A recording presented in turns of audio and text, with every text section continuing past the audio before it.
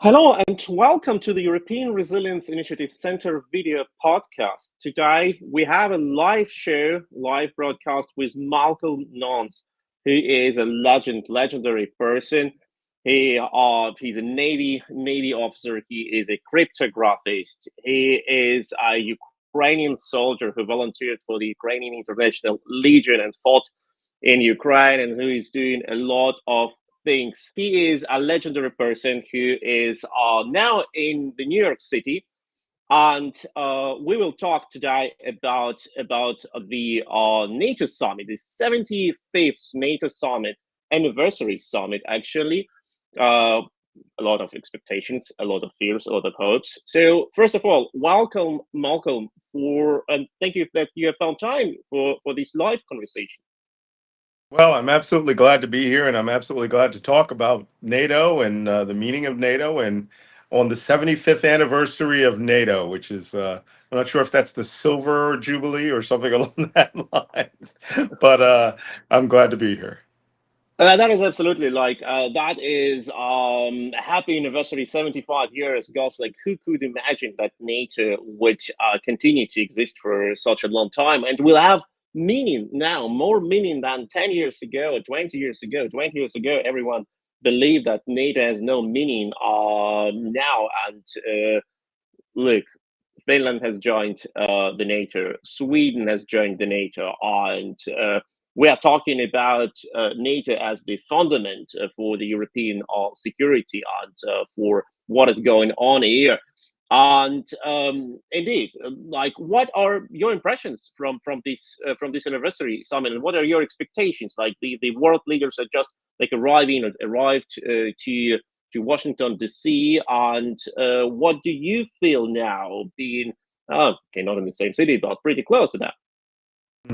Well, back when I joined the military back in 1982, there used to be a magazine that NATO put out every year. And back at that time, it was called NATO 16 Nations. Well, now in that amount of time, in 40 years, NATO has doubled.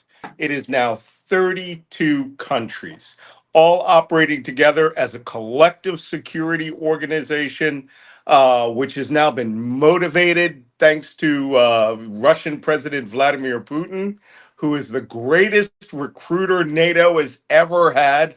Better than Khrushchev, better than Stalin. He is responsible for getting two nations that have been neutral for well over 80 years to join NATO. Actually, I think it's closer to 90 years, to finally release their national neutrality and join NATO. And I think if trends are going to continue as they are, with NATO's 75th year and Vladimir Putin acting as recruiter in chief, I am certain we will get Switzerland at some point and Liechtenstein to join NATO. And It's for okay. those who join us now, we are talking now live with this broadcasting from Berlin and New York City with Malcolm Nance, who is a Navy officer, who is a Ukrainian soldier who has joined International Legion of Ukraine, and who fought for Ukraine for a long time in the hardest parts of the Ukrainian front, and who is now in the New York City. And we will talk about the NATO Summit and what does it mean, the 75th NATO Summit Jubilee. And 20 years ago, as we saw, like, nobody hoped that NATO has a future. Now all hopes are in NATO. Welcome, Malcolm. Welcome back. I'm very sorry for this German internet problem, and I think like we need to review our technical strategy, or maybe like some Russian want to It's listen. okay. We are Glad to be talking. back. Welcome back. But well, once again, like jokes aside and fun aside, we are seeing that we are in the very severe situation now. Yesterday, Ukrainian capital Kiev has been attacked by Russian missiles, and Mm. the largest children hospital has been hit with a missile strike by the Russians. At least 40 people have been killed in this hospital only. Dozens have been wounded. Children with oncology, with cancer, had to flee from the Russian missile attack. Terrible. And one of Germany's like most prominent journalists who spent months and months in Ukraine, Paul Ronsheimer, who I respect a lot, who was one of the first of German journalists in Bucha, he said that NATO is morally bankrupt because NATO could not protect Ukraine. What do you think about it? I mean, I can understand how people are upset. I've seen that hospital. It got hit not once, but 4 times by missiles, by Russia's largest land attack missiles with the intent to hit the hospital and kill those people, to destroy civilian infrastructure, as well as hit a couple of power plants, which is it's reprehensible. I just cannot see how the Russian mind fathoms this as some sort of success, considering the amount of technology that they expended, amount of money that they expended, and now I guess they think that people fear them when they kill children in hospitals. However, with regards to NATO, NATO is a treaty organization. It is not a rescue force. It is not an organization that exists unless it is in the interest of the alliance that operates outside of the alliance. There are things that are triggered when NATO is activated, and that is the manpower, the blood, sweat, and tears and national treasure of now 32 nations. For a country that is outside of the alliance, Ukraine, is getting an enormous amount of resources. Is it everything Ukraine wants? Absolutely not. Is it everything I wanted when I was there? Certainly not. I mean, we were starved for even the most basic things, in the first year of the war. And we're now starting our third year of this war. And some things were held up deliberately by the conservatives in the United States, acting on the direction of Donald Trump, who was acting in the interest of Vladimir Putin. And for 8 months, Ukraine got nothing at a time that it needed surface to air missiles. It needed more weapon systems for basic air defense. It got down to where policemen were shooting at drones with rifles. And the United States and NATO could have provided all those resources. However, we are a nation of laws in the United States. We cannot just send things. When I met Minister Reznikov last year, I was the first Legionnaire he had ever met, which is really weird. Uh, out of such a large force. And he told me the defense Secretary of Defense Austin really skirts up to the line of just under illegal, right? Just above below being illegal to get Ukraine what it needs. And then once it's signed off on by the President of the United States, money's resources are allocated, it's already there. It's like sitting in Zhuzhov, Poland. It's right there at the border. It just needs that piece of paper to go across the border. Europe itself, the European Union, individual countries like France are really, in the Czech Republic, are really stepping up to the plate. The Baltic states, Latvia, Lithuania, Estonia, they see their own survival in the survival of Ukraine. And now resources have always been flowing out of those countries. The first battle ration I ate was Lithuanian, I think. In Ukraine, I was having boiled chicken and rice from a kitchen, and then our first field rations were coming from the Baltic states, as were all of our vehicles. Famous for being too fast.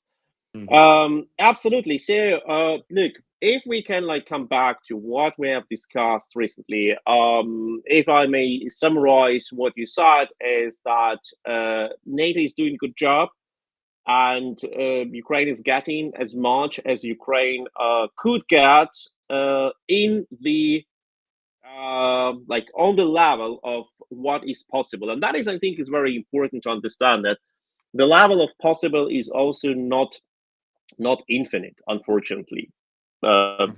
independent on the fact that we would like it to see. But how can we make it as bigger as we can with more funding, right?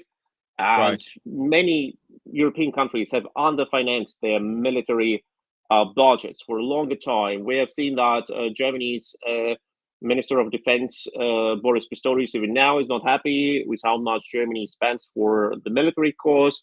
We know that many countries still do not reach the 2% of GDP NATO spending, and only practically Poland, with 4.12% of their GDP, is a champion of military spending. So, what is going on here? Can we say that this need for funding is being in the heads of all NATO members?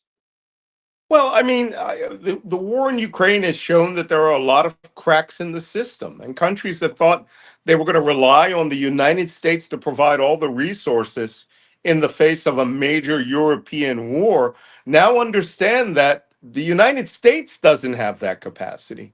We're only now just starting to create the number of artillery shells to replace the ones that we had that we're sending to Ukraine just in the last year, and we still had to buy shells from Israel, in other countries, South Korea, every spare artillery shell on the Latin American market and the Middle Eastern market. We're talking shells that were built in the 1960s, 70s, and 80s, which are still fine steel, are being sent to Ukraine because that battlefield eats artillery. All right, artillery is still queen of the battle. In Ukraine. So NATO nations are finally looking at this and going, we may not have the United States as an ally in an engagement which is in our national interest. Donald Trump, as president, actually said to the prime minister of Sweden, which might explain, by the way, why Sweden is now in NATO, when he said that, he didn't understand that NATO wasn't an economic organization, but a defense alliance, and that he wanted to be like Sweden. He wanted to remove the United States from NATO and just work with them. Well, if you're a leader in Poland or Germany or some other country and you hear this and you realize that the United States may not ever come to your defense and that it's ideologically changing away from the way that it's been for the last 75 years, then you realize it's time to put up the money and start working not just towards the 2% of what NATO has, but the resources that you might need to fight an enemy at arm's distance, the way Holland is fighting Russia. Look, the Dutch have a complaint. Okay, they had over 250 civilians mass murdered by Russia. So they are getting their payback by giving these old armored personnel carriers, all the F-16 fighter jets and other resources, artillery, and buying new, which will make the Dutch defense industry stronger. Germany is seeing that now. Everyone in Europe is realizing that the the standard way of buying 1 or 2% of equipment every 20 or 30 years, it's just not the way business is going to be done when you have a major near peer adversary like Russia that you have to fight. So everything the United States gives to Ukraine, for example, right now, all of the Patriot missiles, they're the oldest missiles in the United States inventory, or Israel's inventory, or Germany's inventory. And now they are being replaced dollar for dollar with the highest level technology missile that we have, THAAD and other systems. So it's a free upgrade to Europe. And European nations are suddenly realizing they need this upgrade. Absolutely. And speaking of the Netherlands and the Dutch impact and positive impact on our security, first of all, like we have now former Prime Minister of the Netherlands, Mark Rutte, who is Mhm. the new leader of the NATO. There have been like questions, and from myself personally, about like Rutte's past and his role in building Nord Stream pipeline, Nord Stream 1. We all remember the photo when where like Mark Rutte, together with Angela Merkel and Gerhard Schröder, two infamous German chancellors, but also with Dmitry Medvedev, the nowadays alcohol addicted Telegram troll, and with the former Stasi officer Baring, open of the Nord Stream 1 pipeline.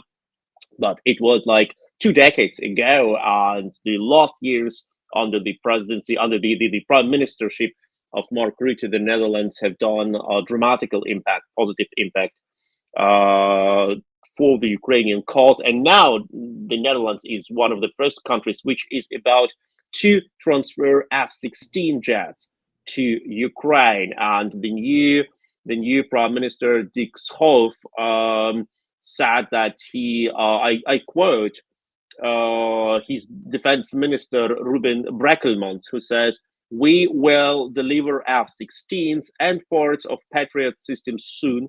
It's crucial and extremely urgent."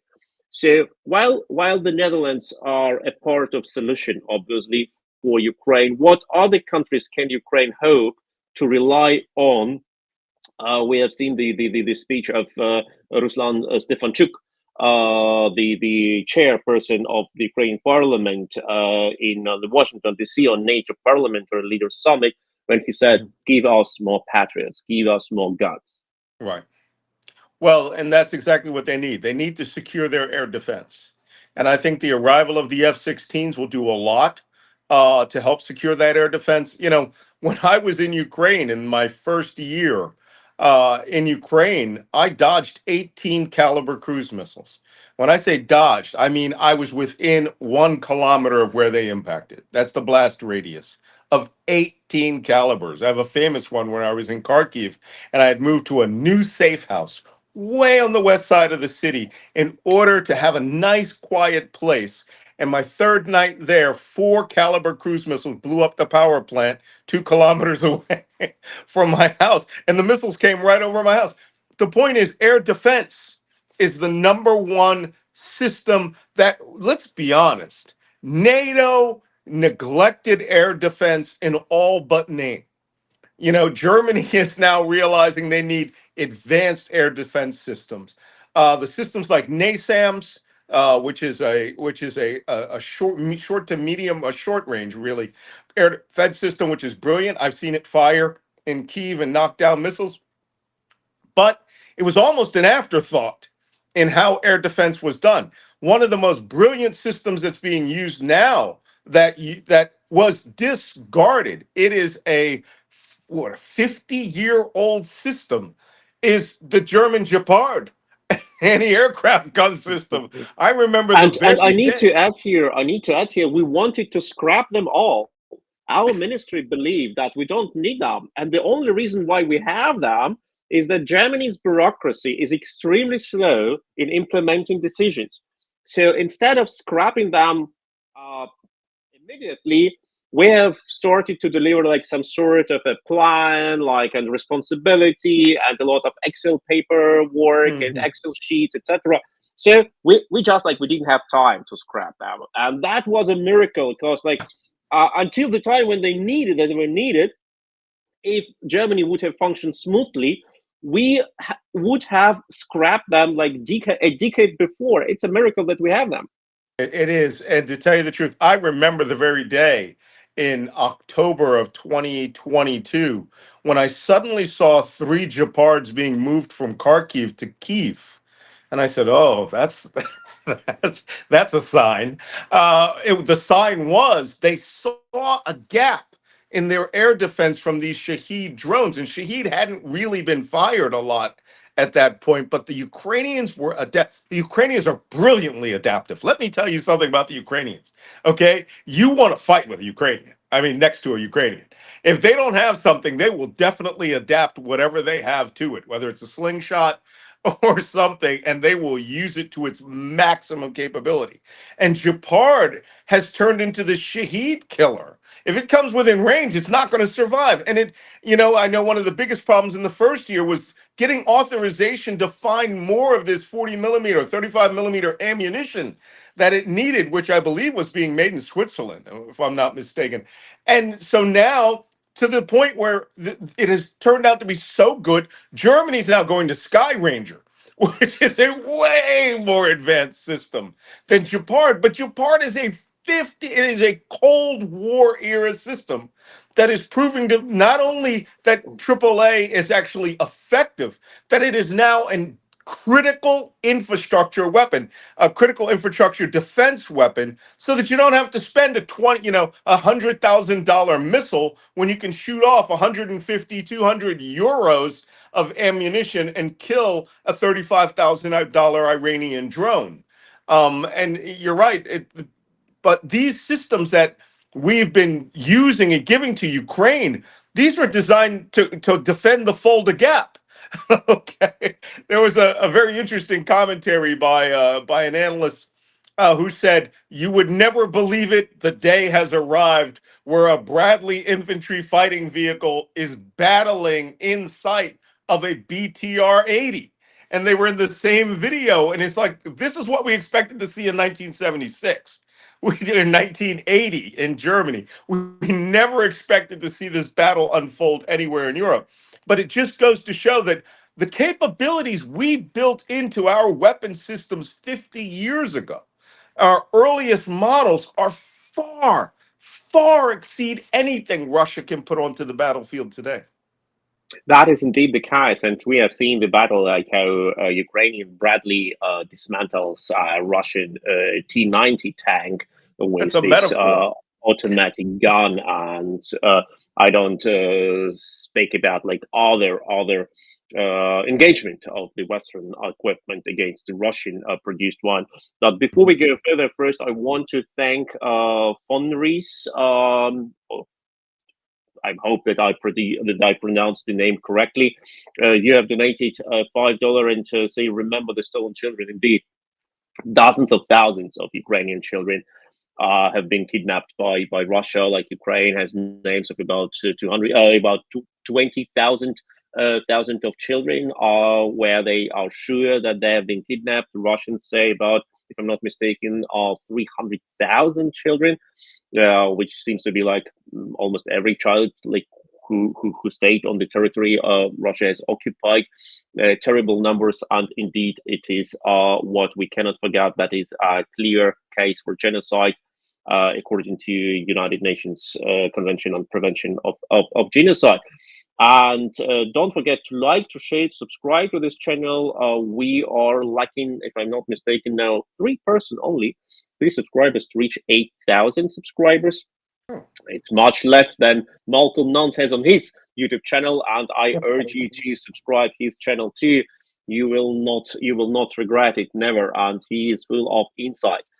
But before we go further, let me ask you the question, which is maybe not as positive as information about like Bradleys and Gepard and other equipment. We have in NATO also, and in the EU, also a person who is not as effective as Gepard in protective Ukraine, and maybe as bad as a Caliber missile. His name is Viktor Orban. Yeah. And some people call him a Russian submarine in the EU and in NATO. And recently, he has even visited Moscow, where he pledged for some sort of negotiations and peace between Russia and Ukraine. Nobody in Ukraine believed him, but still, like, he's a prime minister of a NATO member country, and he's famous for blocking important decisions. How dangerous is the existence of such leaders like Orban or like his Slovakian counterpart Fico and others? Well, they're very dangerous, but only in the sense that they can slow things down. They can't stop everything. There is no procedure in NATO for getting rid of a country that doesn't go along with you. I'm sure that there's probably some secret vault where they do actually have a secret procedure, but we've always had leaders that were problematic. But leaders are not permanent. Depends on, I mean, unless you're in Russia or China, right? Orban is still can be held to the to his society's need for him and the ability to do his politicking. There has been a great pushback in Budapest and how he has run his government, and this siding with authoritarians and moving their country more towards authoritarianism. The greatest threat, though, is the largest NATO nation. It's the United States. We change leaders every 4 years, and right now, Donald Trump is coming back with a vengeance. And he admires Viktor Orban greatly. He loves him. All of his senior leadership have visited Hungary and have, are emulating his disdain for the news media, ignoring the courts, making up his own rules, and his absolute puppy love for Vladimir Putin. That is a much, much greater threat than anything that could be happening in Hungary right now. One of the things that you can do is you can work your way around. It's another thing if the United States comes in on an anti-NATO platform, which is what Trump is pushing. Um, Designed to with a platform where he's designed to pressure Vladimir Zelensky into surrendering the 5 provinces that are occupied by Russia. I think it might even be 6: Zaporizhia, Kherson, and you know that is an anathema to anybody who understands what the purpose of the organization is about. Treason, so treason comes in many different forms and in many different shapes, but we were always going to have to be prepared for somebody or someone who would not have the alliance's interests at heart. Orbán's Indeed, just one of them. absolutely. But we have also seen the Indian leader visit Moscow, hugging Vladimir Putin and saying that Vladimir Putin is a reasonable man and he would never come to a deal to do anything wrong, and practically serving propaganda speaking mouth of Russia. And Russia is trying to unite countries like China, India, Iran, countries from South Korea, from South America. Thankfully, we have people from Argentinian leader who is being criticized in his country by many, and I cannot judge here the internal Argentinian discussion, of course, because I'm not an expert on this particular case. It's up to Argentinians to decide if they like their leadership or not. But from the European point of view, the current leader of Argentina is much better than, let me say, the current leader of Brazil, because Right. the current leader of Brazil hugs Vladimir Putin, who is a bloody dictator and a murderer, and Argentinian leader does not. And from this Well, perspective, I clearly love the second one, and despite the first one, and if they are good or bad persons for their internal politics, I cannot say here anything. but But let's we let's have just take a quick look at Modi in India. Yeah, he hugs Putin, but he's not taking his oil. He's not selling his oil.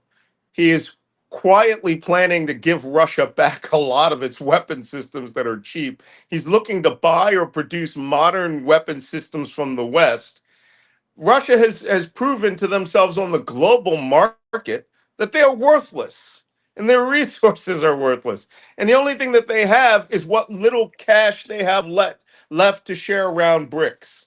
And that's why sub-Saharan Africa, goes along with their bribery schemes to buy off entire nations and leaderships, which allows Al Qaeda and Shabab and groups like that to rise up. Brazil is it's performative because it doesn't do anything for the Brazilian economy other than maybe sell cookies to Moscow through a third nation. But the things that really matters, which is hard power, diplomatic power, economic power, the only one who has any interest here that's worth anything is China. Whereas India is definitely going to be, switching from the AK-47 and the T-72 and the T-80 and Su-37 to Western or Indian produced weapon systems, which are a lot better. And that means that Russia is going to lose yet another large chunk of economic change. So I'm not going to cry over that. Well, but Malcolm, I now would like to go to the questions which our Sure. audience has left. First of all, there are questions which our audience have left in our community, posting under a community posting where we openly urge them to do it and to leave questions for you, and then we will work one by one, hopefully, the questions from the chat. And while we are doing that, you may post your comments in the chat. You can write your questions, and please believe me that we will address them all as much as time we have. We are Mhm. absolutely interested in interacting with you, and your questions are actually why we do it in live format and not in recording format, because you can follow the discussion and ask your question.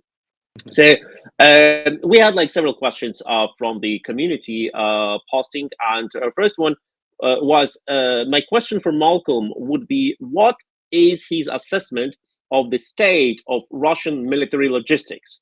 It seems like that is and always has been a weak point in the Russian military, and how can Ukraine further exploit this weakness?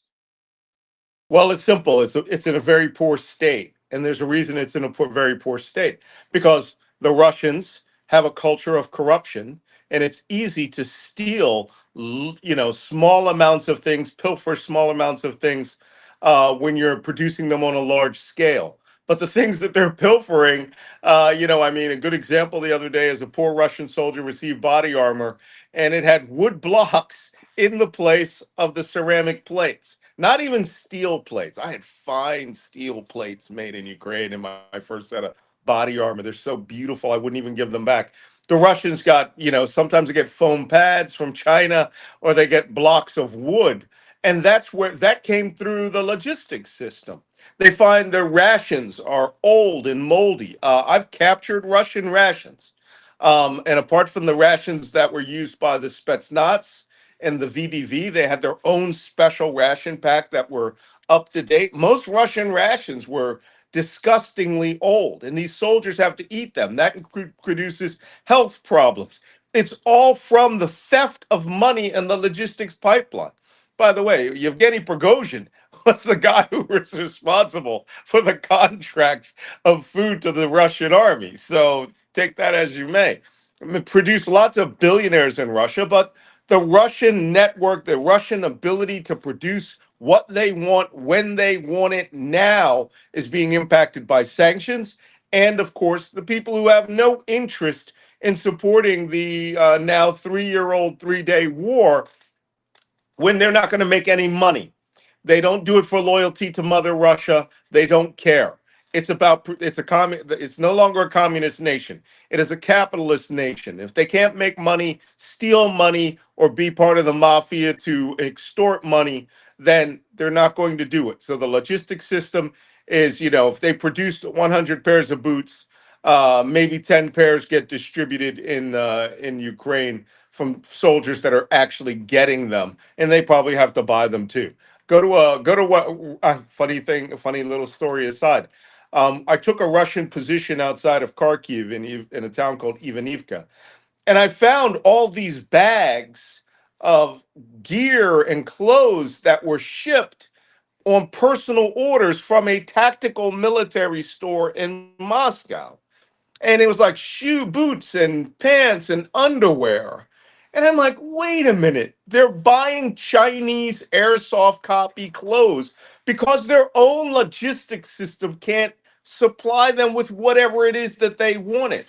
But on the other hand, in the command post, they had 6 brand new washing machines and dryers still in cardboard boxes, stolen from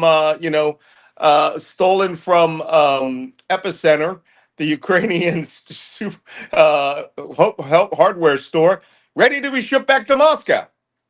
It's theft and barter. I mean, it's an ancient Absolutely. And system. I remember how the Russian postal service installed special postal offices in Belarus where Yes. soldiers were allowed like to send, if I'm not mistaken, up to 200 kilogram of the goods to their home cities. And it's clear like that 200 kilograms is not a postcard which you send like from the front line.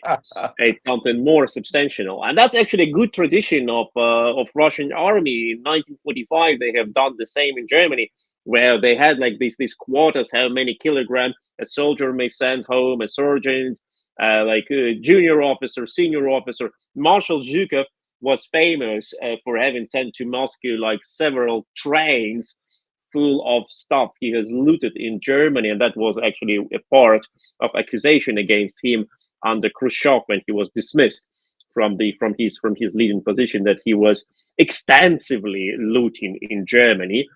Yeah, but now that the Russians did the same, and it was for the Ukrainians who hacked that postal service, it was possible to localize the addresses of the soldiers and officers and their names who have looted. because they have traced all the parcels. But Mhm. we have the next question, which Sure. a person has left, and it is, why are NATO suddenly not as keen for Ukraine to join when war is over? And that is indeed like an interesting question, because the rhetorics is very bright. Like we hear that it was used like all euphemisms, like the doors is open, or we are Mhm. about to build a bridge for the NATO. So it seems like people are competing in how beautiful they can express that Ukraine is not welcome. No, I think that there are some nations that are saying that. They're diplomats. They're trying to be circumspect. NATO treaty requires that a nation be at peace and not at war at the time of their joining. I think Russia will keep it in a circumstance to where that will either be so nebulous that NATO will have to waive that. It would require a lot of things. It would require, of course, Ukraine coming in. If there is a rifle shot across the border from Belgorod, NATO and its forces would have to respond. I think with NATO and the alliance is really waiting for Ukraine to whittle them down. Ukraine, despite what people think, there with no summer offensive this year, Ukraine is still winning this war. They are beating Russia. I mean, what was it? Russia lost over 10,000 soldiers to take 20 apartment blocks. I mean, I've met General Sirski. I met General Pavlyuk before the war. I knew these guys were big fighters. I met General Zalushny before he became ambassador to the UK. They'll take that deal every time.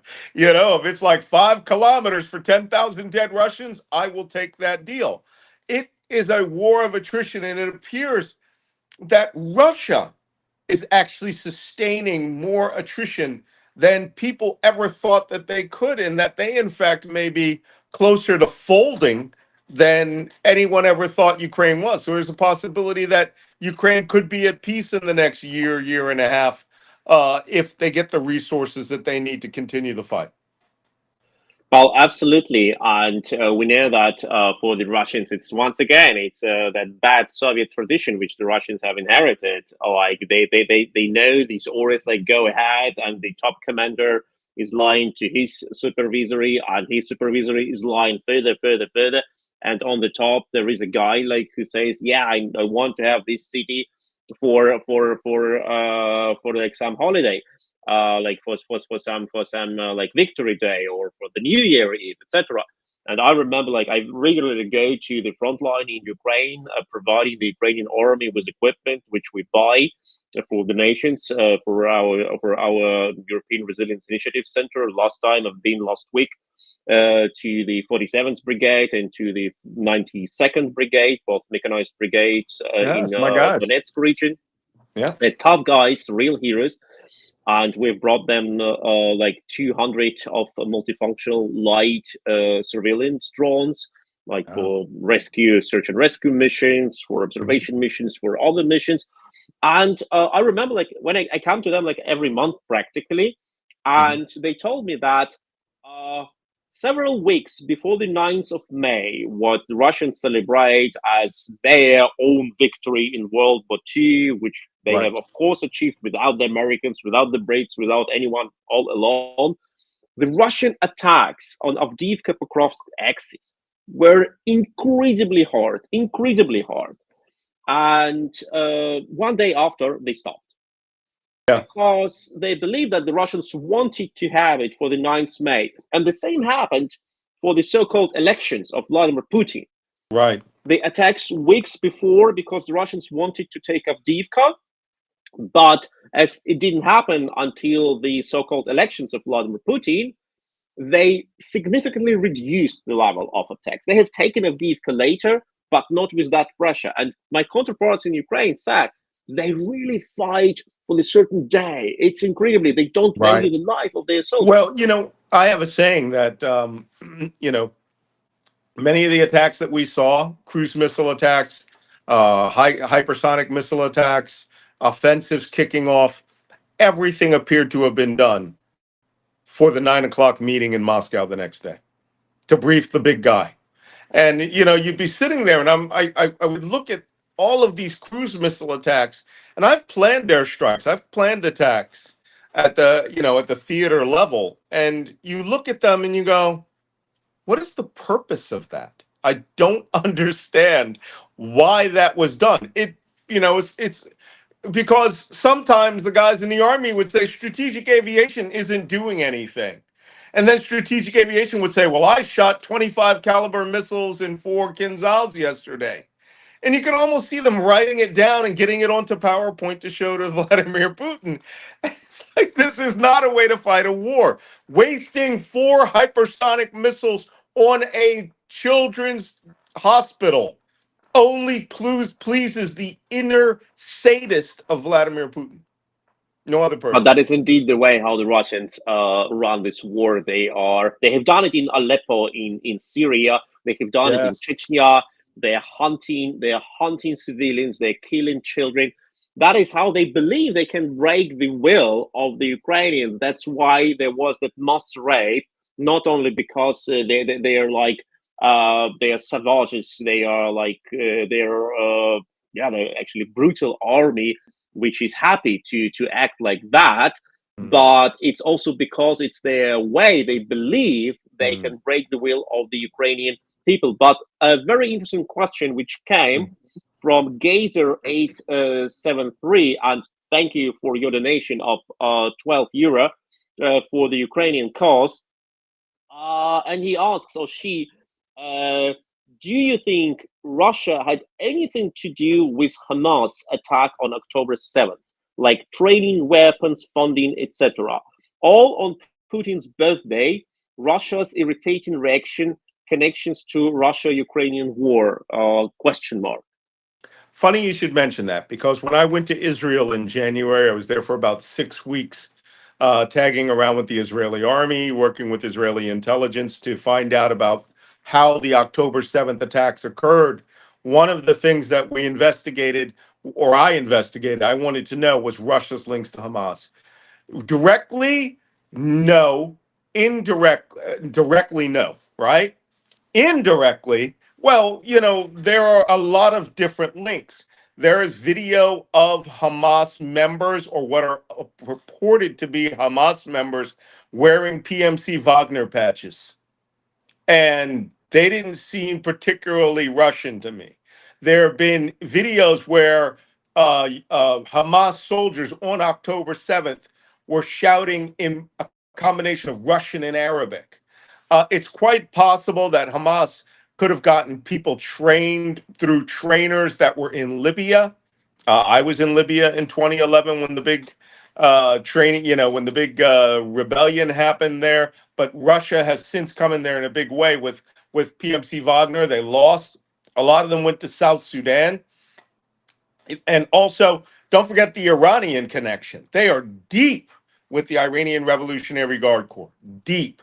A lot of Hamas commanders were sent to Lebanon on mobile training teams. They were exfiltrated out through Egypt, given passports and identities, flown to other places to do training. A lot of them went on to Yemen, went on to Iran.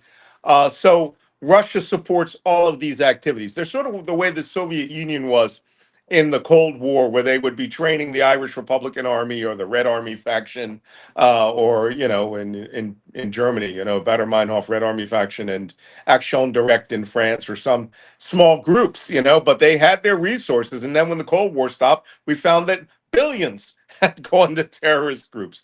So yes, there is some connection to Hamas that we can put our finger on directly. No, other than some peripheral belief that PMC Wagner was involved. Now, interestingly, I have talked recently with an Israeli volunteer for the Ukrainian army, Ari Ben Yehuda, Ari, love that who guy. has fought. Hey, he's amazing, amazing guy, like a true hero. And he fought for 2 years, I think, in Ukraine. Was wounded, participated in the liberation of Kherson, and he said he has no doubt that Russia was involved in that attack.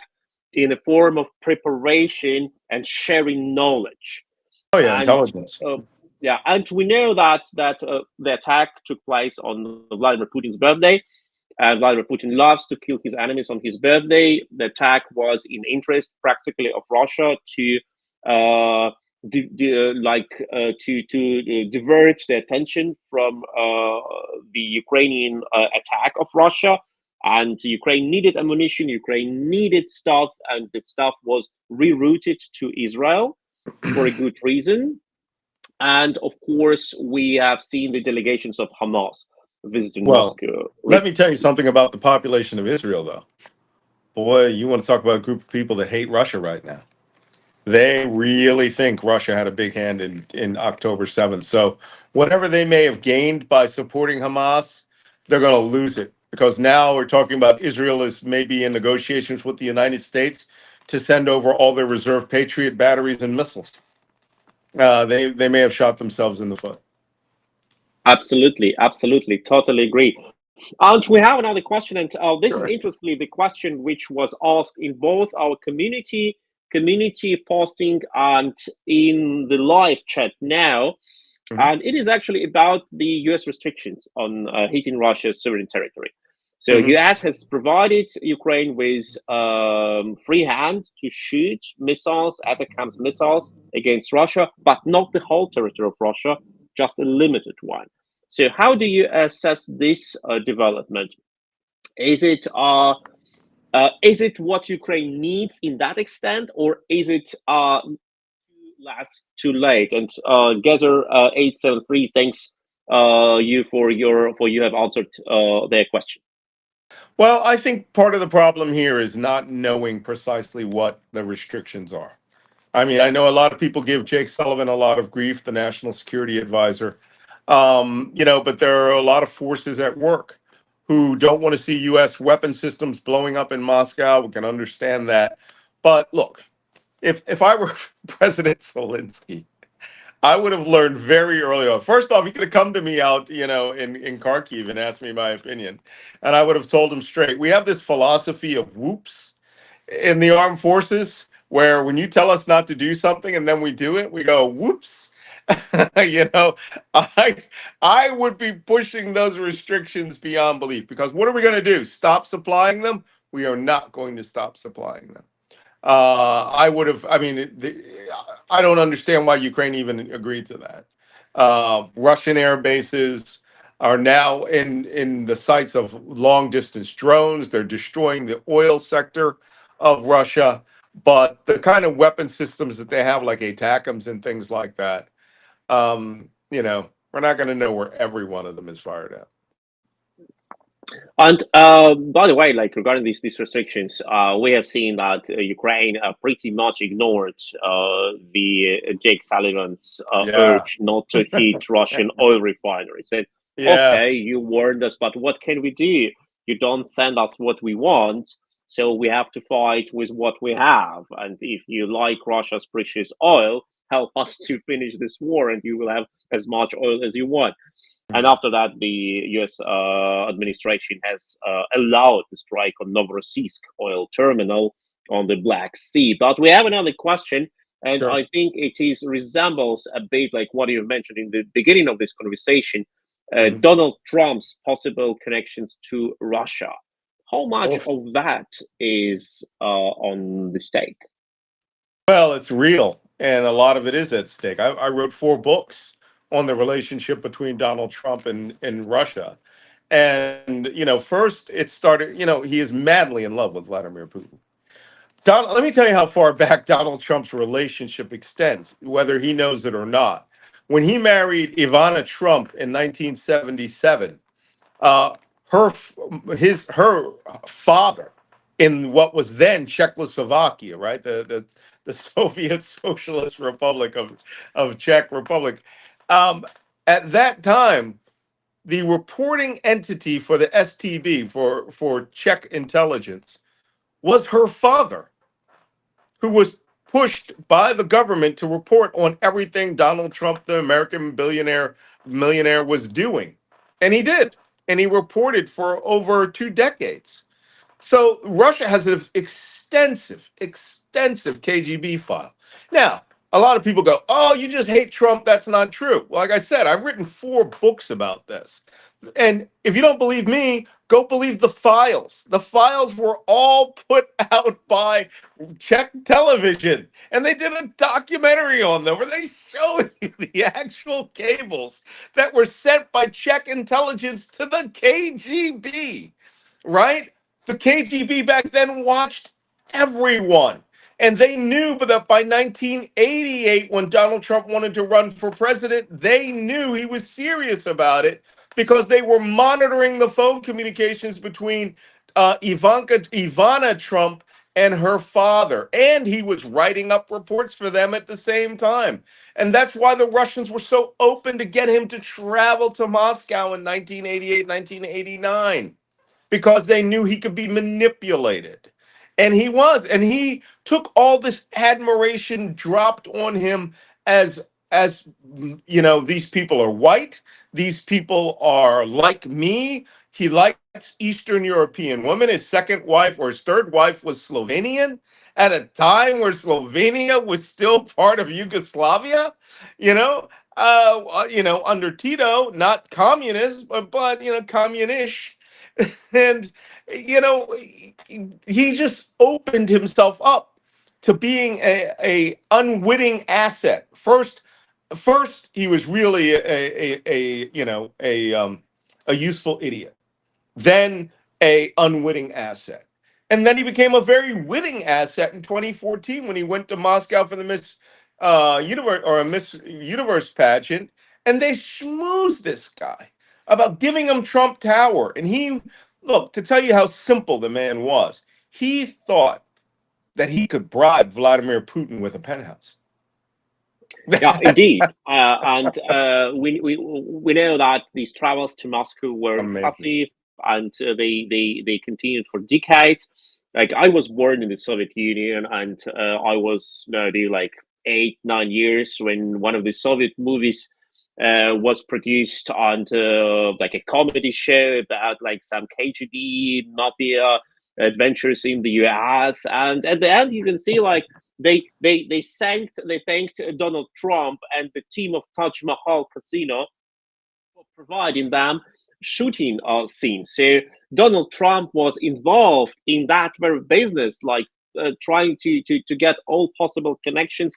And we know that Russia has always been like a holy place for all people who wanted to do things which they cannot do at their home, especially if it is about like women or like other excessive things. But Funny thing you what should mention it, because one of the things that I did when I wrote my book, The Plot to Destroy Democracy, how Putin and his spies were damaging America now to dismantle the West. One of the things that I learned about the alt-right, right, the right-wing extremists in the United States, was they viewed Russia as the last bastion of hot white women in the world. And it was a motivating factor for everything that they did. And Trump, the same thing, easily purchased, right? Easily, manipulated. Vladimir Putin, I went to his office in Dresden when he was a baby spy, and I went and visited where he worked. That guy loved manipulating people. He loved the game. And for him, when Trump was running for president, he must have just turned to his right and said, "Bring me the KGB file on Trump." And then they brought in a giant cartwheel, a giant wheelbarrows full of reports on Trump. And he said, "I can manipulate this man. He'll be my, he'll be, I'll have him wrapped around my finger in no time." Indeed, and we know like that if you look at the far right actors who are in acting in favor of Russia, who came to Moscow and who work for Russian propaganda, they all have like things in common. They had like a sort of persecution back home. There are like some stories about their past, which are more or less dirty, mostly more than less, and they Oh, all come on. find like Leave, their leave Scott refugium. Ritter alone, man. They find their refugium in Moscow. But let me play like a devil's advocate for a moment, because like Okay. we all know bad things about Trump.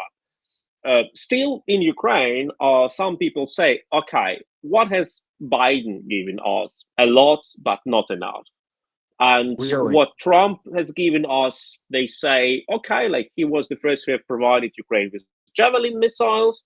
He was the only one Uh, who sent tomahawks against Assad troops in Syria. And he was the guy who warned the Germans about Nord Stream 2 danger, they say. So Wait, maybe let, Trump is not that bad. let me take them one at a time.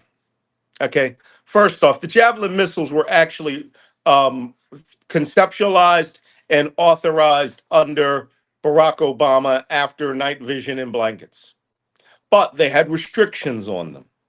The weapon systems hadn't arrived there. They were awaiting authorization. They were bipartisan approved in House and the Senate. Donald Trump used that shipment of missiles to extort Vladimir Zelensky and said, if you do not give me or make up an investigation about Joe Biden, I will not authorize the release of this $420 million worth of Javelin missiles. Now, these were the same missiles that saved Ukraine. Full disclosure, I went through the Javelin course out at Yavoriv when I was with Glur. I love the Javelin missile, never got to fire one in combat. Everybody fought to shoot the Javelin. Everybody. All right. I tried to pay a guy $2,000 to let me have his Javelin. He wouldn't do it. And he blew up a tank with it too. So I'm really mad. But that was not Donald Trump. Donald Trump extorted Ukraine, demanded that they make up an investigation. He got impeached because of Zelensky, and he hates Zelensky. He loves the KGB director in chief of Russia, loves him to the point where he sided with a KGB officer at Helsinki rather than people like me in U.S. intelligence. He hates his own country. He loves being manipulated by someone he sees as a leader on the world stage. Okay? So he did nothing. There's nothing good about Donald Trump. I worked in US intelligence for the better part of 40, almost 40 years. I am a realist. I only exist for the game. I am out to protect my country and other countries that are in my interest sphere. I know an idiot when I see one. And that man is a dangerous moron. He will let Russia do whatever they want. He will pull all of our resources. He's promised it to his followers that he would end the war in Ukraine by letting Russia have whatever they wanted. And they will. He'll cut off all aid to NATO. He'll disband NATO. He's essentially said that. So, you know what? There's nothing, when we have men on a shooting range, right, with our rifles, do you know that all of the range controllers and range instructors keep loaded pistols with them? Because there's always one guy that's the drunk monkey that gets up and starts shooting other people on the range. Okay? Donald Trump is the drunk monkey with a machine gun. We do not want him you cannot rely on the survival of Ukraine if Donald Trump and Viktor Orban and Vladimir Putin create a little axis of idiots. So no, there's Yes, nothing good about Trump. you cannot imagine how intense is the discussion in the commentary section of Good. It this should be YouTube intense, channel. but you look, I'm an intelligence professional. Yeah, Okay? but I this only discussion, deal in reality. I cannot deal in ideology or your personal politics about immigrants or women or whatever. You want Ukraine to survive? You better pray to God Joe Biden wins this election, because Donald Trump will turn whatever Russia has over to Ukraine, and he will pull every weapon system off. And you will see a lot of people, including my friends in the Ukraine Legion, die. And at that point, I'll have to go back over there because I'll be pretty mad. absolutely. The discussion is not about Trump's relations or connections to Russia Oh, or if he's good or not. The discussion is about the number and names and nationalities of his wives. And I tell you what, you should be happy three. that you only Five count the children with wives. three baby mamas. Absolutely, but the discussion is really like, I have never seen such discussion about, like, let me say, the technical characteristics of any missile. Like, just everyone wants to discuss the names of the wives. Okay, but what you have already mentioned, once again, like to get to all the topics which are serious.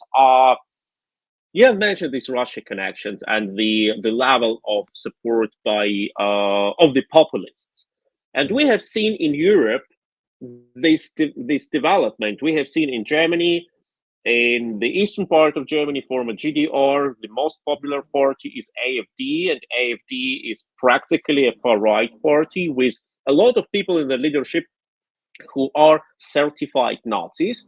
For example, the Mr. Höcke is been allowed by a German court to be called a Nazi, and he may not sue you if you call him a Nazi because it's a court decision. You have France with Marine Le Pen, who has not won the parliamentary elections, but frankly speaking, she was very close to that, and she's still a winner of the European parliamentary elections. And you see, like other nations, like where we always say it's on the edge. And when it's on the edge, it's a dangerous signal because you practically send a signal to other countries. Look, democracy is a dangerous thing. Every election is about survival of your nation. Don't go there. Right. Like, what Right. does it say about our political system that the right-wing populists are so popular? First, if you guys can, if you still have access to Amazon, I'm pretty sure you can find the online version. I wrote a book called The Plot to Destroy Democracy.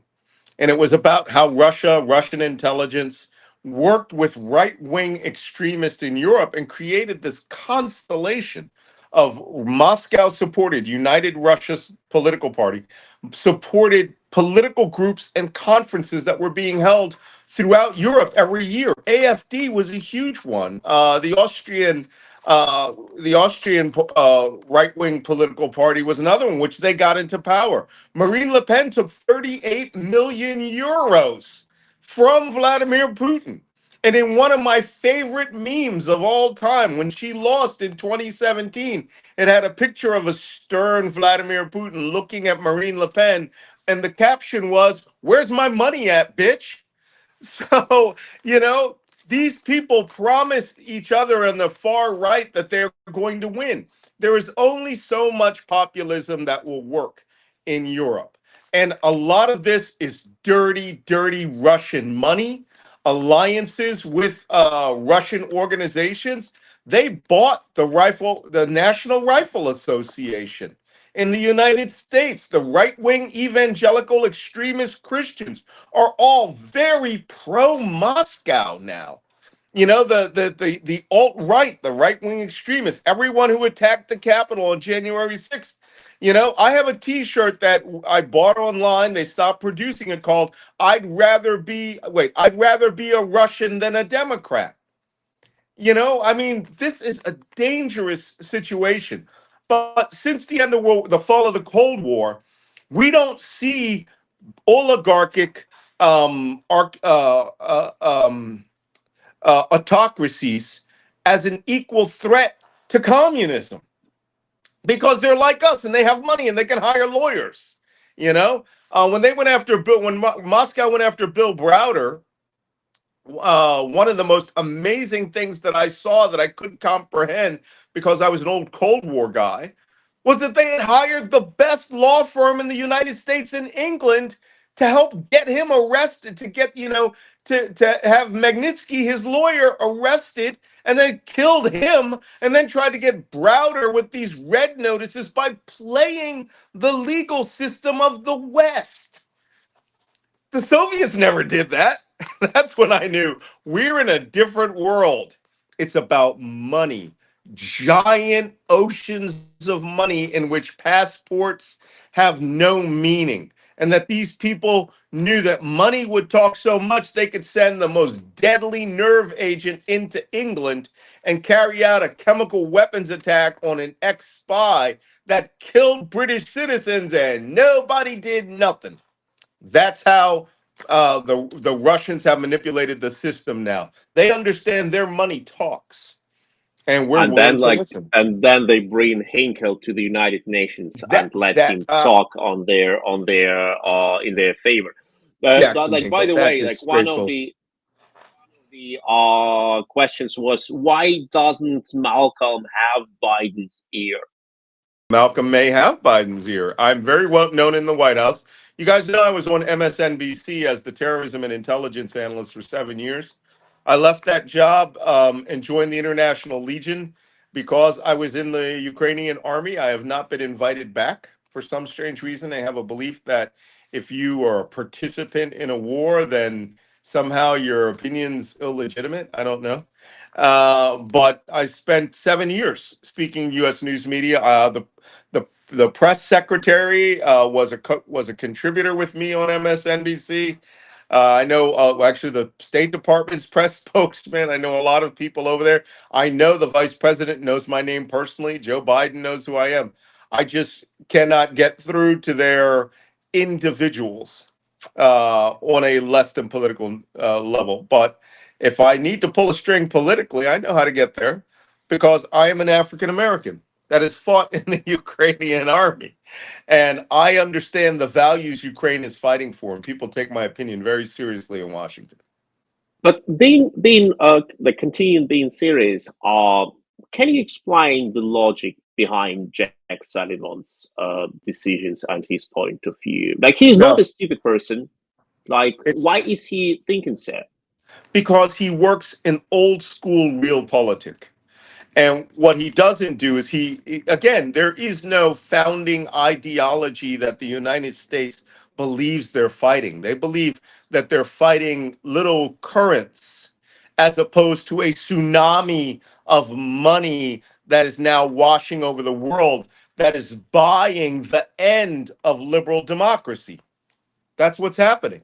And Ukraine is the one rock that wave is crashing on that cannot break through. And everybody else still wants to see it not as a tsunami. They want to see it as, a little tidal wave. Not a tidal wave, but a little, rise and lowering of the tide. It is not. We're in a situation that is far more dangerous than communism, right? Because now Indeed, they can indeed. afford everything. They can afford to buy entire parliaments. They bought the Republican Party. That is one of the things I cannot understand. Like, cause like you can be for the Republicans, you can be against them, but if you look at the star Republicans like Ronald Reagan, like he would have never like seat same table with these Ronald guys. He Reagan. would have like pulled his gun and said, "Look, if you continue to talk what you are talking, Kill you. there, yeah, there will be that person in the room." Yeah, but Um, that's a different era. These are people who were thinkers, who fought in World War II or served in that era. And now we're talking about dealing with their children who are all about money and are no longer about the ideology of the love of country and all of that. So, and Russia has bought the Jackson Hinkles of the world, just buys them outright.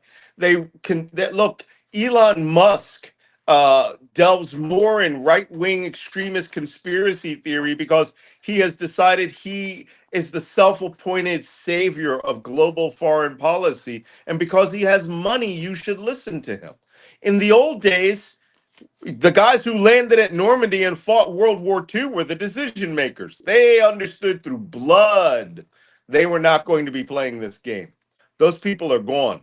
And a lot of the right wingers, the hardest core right wingers in the United States who are pro Trump and anti Ukraine, are veterans who were in the war on terrorism, with exception of guys like Dan Crenshaw, who was a SEAL. And they think that they understand the nature of this war. They do not. They do not. Look, I spent 20 years in the military. I spent 10 years as an intelligence contractor, and I could add up everything that was fired at me in that time in the Middle East, right? I only worked in Middle East, North Africa. And I'm pretty sure that I got hit with more than that in a 24-hour period in my first week in Kharkiv, my first day in Kharkiv. And we were getting hit every hour from Russia.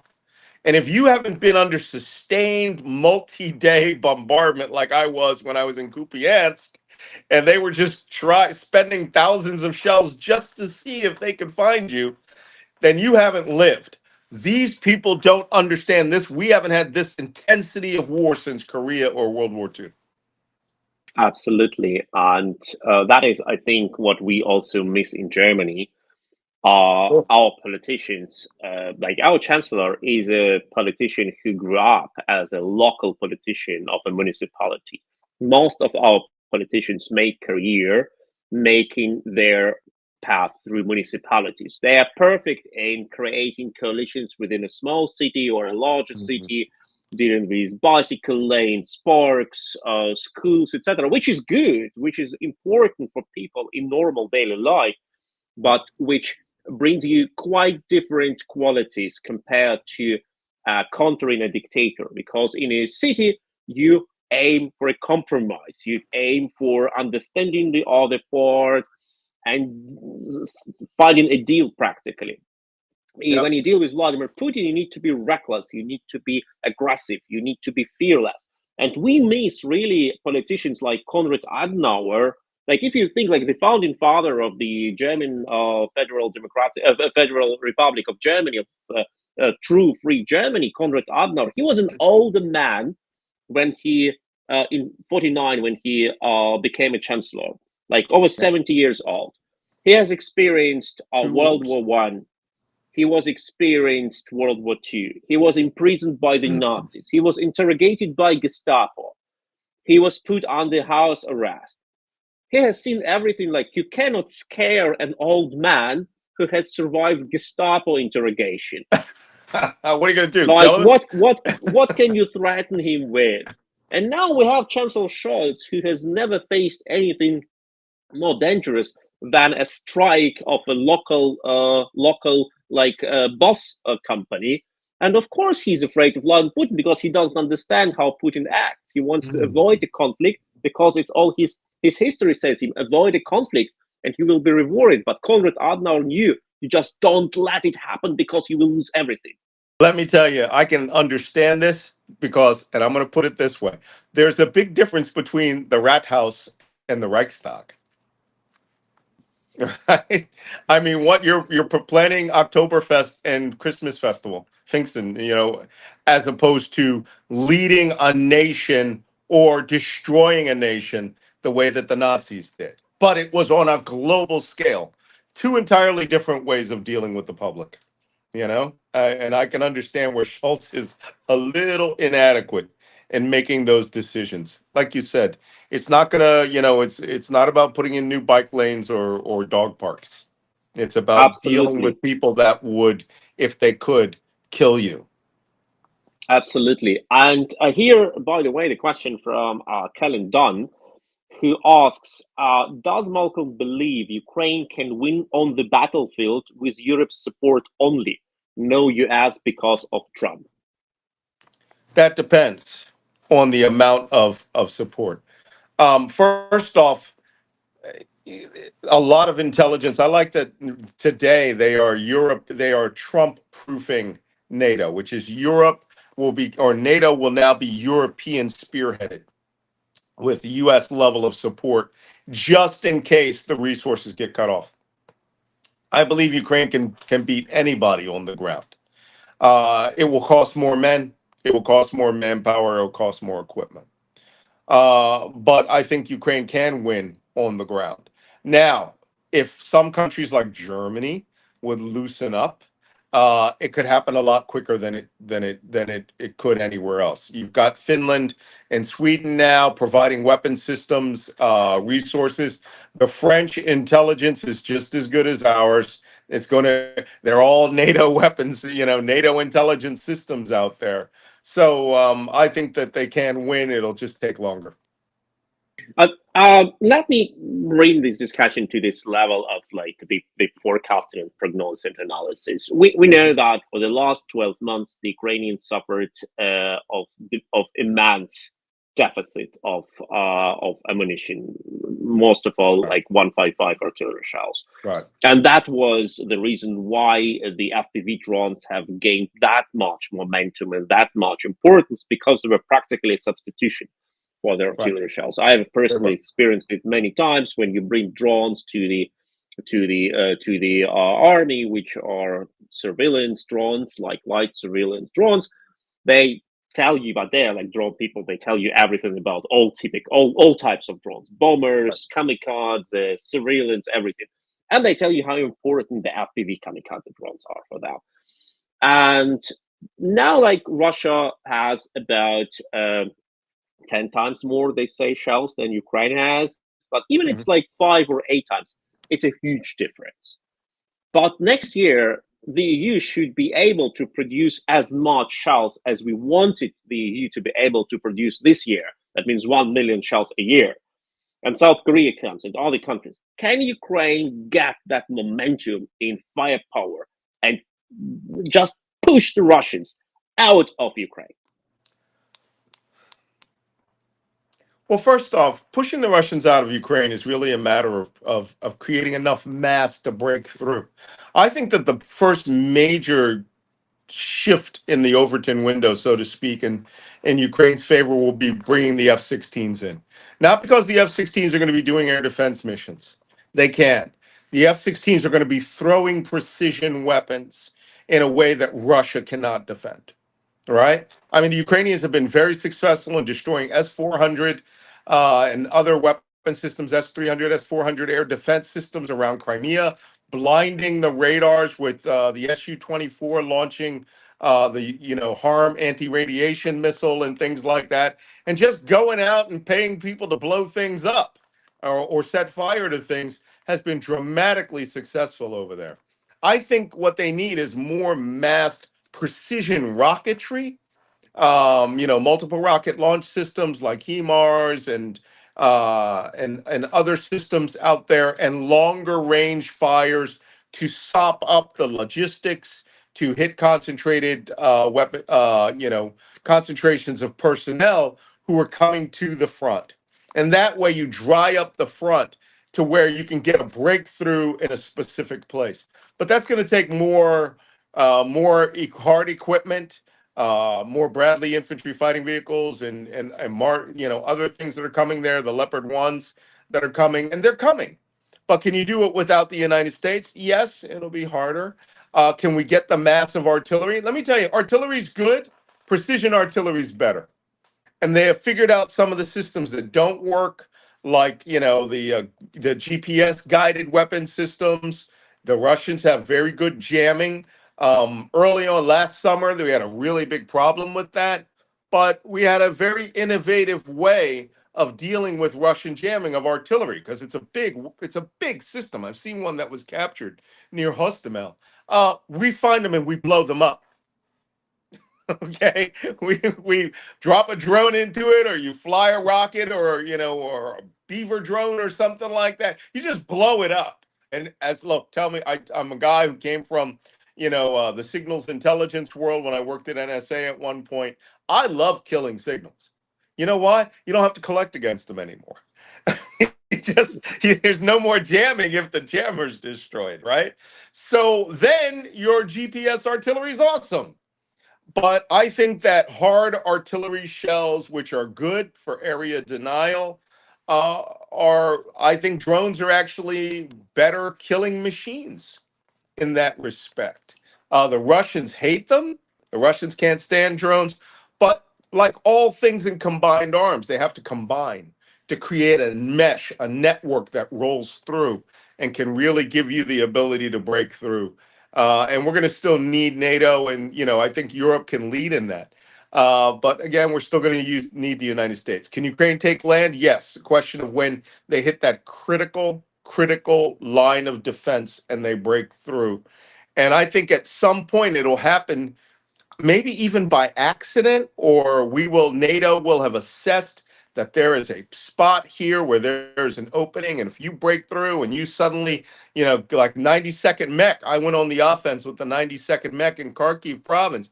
They were the iron fist to break through, and they broke the hell through everything, right? We were hitting objectives that were supposed to be 3 days in our first evening.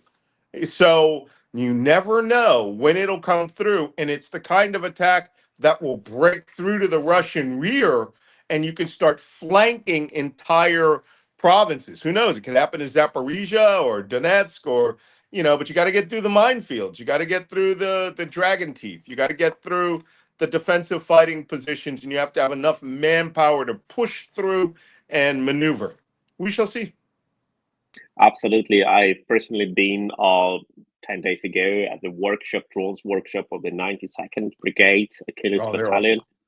And I can tell you, it was amazing. It was like visiting the quintessence of a candy shop, like hundreds and hundreds of square meters, hundreds and hundreds of drones of all possible shapes and forms, and aims, like 7-inch, 10-inch, 4-rotor blades, 6-rotor blades, ground drones, aerial drones, drones which drop devices, drones which install devices, everything you can imagine. And the guys are real professionals, like absolutely amazing, true patriots too. Yeah. But Let's take one more question. yeah, speaking about because I think we need to slowly finalize it, because like we have already consumed 1 hour and 45 minutes of your time. What? And Really? yeah, that goes fast. But speaking about the end of this war and how Ukraine can significantly change the balance of power in Ukrainian cause. Permission to strike Russia's territory. We know that what Ukrainians want to do most is to hit all Russian air bases, all Russian strategic aviation bases, to stop the Russians, prevent the Russians from shooting cruise missiles from Russian territory against Ukraine. Will it happen? I think it will. Let me tell you. Again, the Ukrainians are just devilishly adaptive. If I was Budanov and I worked for him for a while, I would have prepare in World War II, we used to have these things called 1,000 bomber raids. 1,000 bombers would show up over Berlin day and night. The British at night, the Americans in the day. 1,000 bombers, each carrying what is it, 8 2,000-pound bombs or 16 500-pound bombs, and would just carpet bomb that country. Now, it was aimed at killing the civilian population and breaking industry. Didn't do the greatest job of that. But if I were Ukraine, I would have a 1,000 bomber day prepared. I would make sure that Beaver drones or their longest range drones, I would be planning the utter destruction of every major air bases, oil, kerosene, logistics, runway, forget the runways, get the aircraft. They've done an experiment on a few of these raids, but just to where Moscow or Russia is being invaded by drones everywhere. 100 per base, pick 10 bases, leave nothing but utter destruction in your wake. That's what I would do. And then when the Russians are going, oh my God, that's terrible, I'd do it 72 hours later again. Right? Because guys get lazy about the second day after a raid, and they just go, well, the base is on fire, they never hit us again. Yeah. All right. But I would make a national priority of building these drones. I would get the United States to pay for it quietly, have quiet drone warehouses, and I would just blanket Moscow in drones, the way they're doing with the oil industry, you know? But I would make Drone Day 2024 a weekly event. But, that's me wishing and dreaming. Absolutely, that sounds amazing, and I have heard even from German experts saying that, look, actually, the Western response to Russia's terrorist bombings against Ukrainian cities is one Ukrainian civilian killed, Ukraine gets one tomahawk. It would help Russia to stop bombing Ukrainian cities pretty soon. Like 10 Ukrainian citizens killed, Ukraine get 10 tomahawks. And I tell you, like I like when you constantly in Ukraine, in the in the civilian regions, you see how much life of people has been affected. Like I have never been in trenches like you spent months and months like fighting the Russians.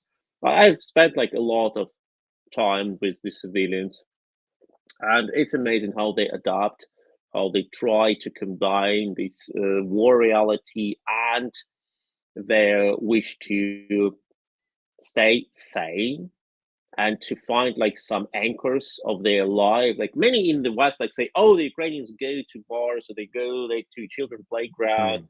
or they spend their time like with their kids playing around, or with their loved ones, with their dogs, etc. It Hmm. means that there is no war in Ukraine. Like idiots.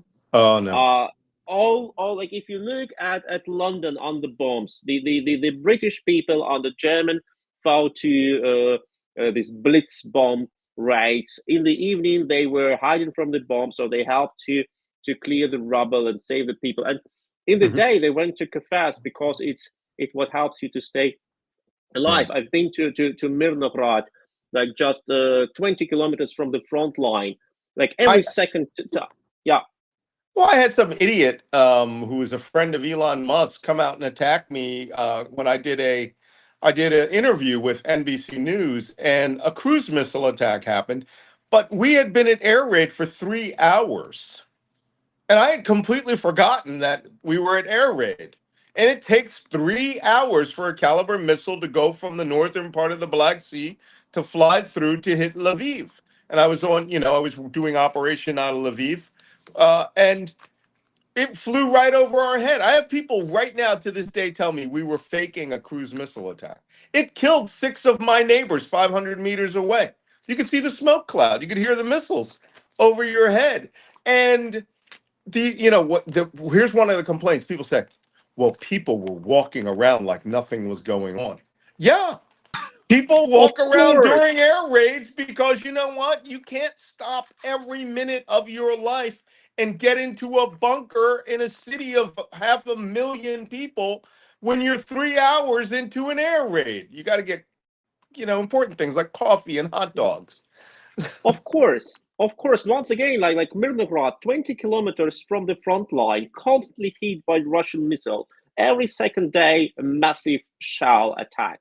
Every second house is hit. Then you stay in the city suburb, and you see like a coffee shop, and in that coffee shop you get like 10 types of coffee: Americano, cappuccino, latte macchiato, everything, Americano macchiato, espresso, doppio espresso.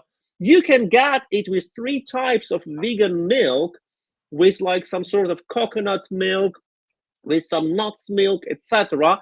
And you say, First, oh, it's so luxury, like people have their life as if nothing happens.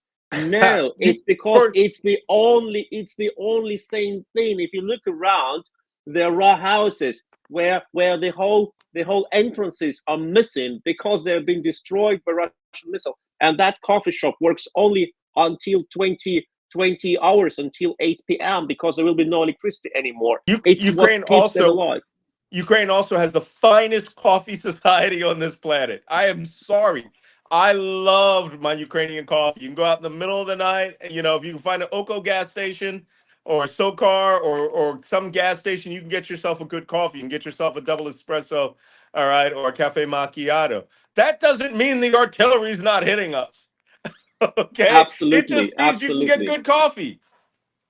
Absolutely, and the soldiers go there, and the civilians, and that's what keeps them alive. But on this moment, I may not more keep you, Malcolm. I would have gladly chatted with you for hours and hours. You are a source of incredible inspirations and information and knowledge and wisdom.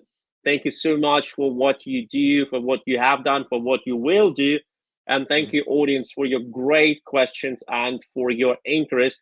And don't forget to like, to share, to subscribe. I cannot see now if we have like 9,000 subscribers, but if we not, I'm really disappointed in our like conversion of views into subscriptions. But anyway, subscribe to this channel, subscribe to Malcolm's channel.